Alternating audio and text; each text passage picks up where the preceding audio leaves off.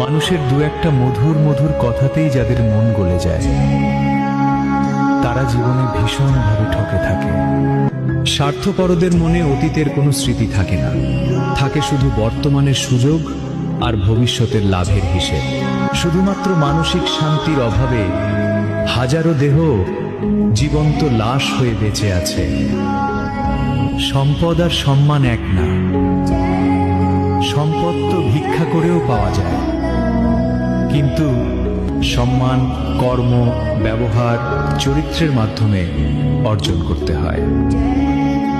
সত্য মিথ্যার মাঝে যে দ্বন্দ্ব চলে, তার বিচারে সবচেয়ে নির্ভরযোগ্য বিচারক হচ্ছে মানুষের বিবেক। কথাগুলো সত্য মনে হলে কমেন্টে লিখো রাধে রাধে, আর শেয়ার করে দিও প্রিয়জন।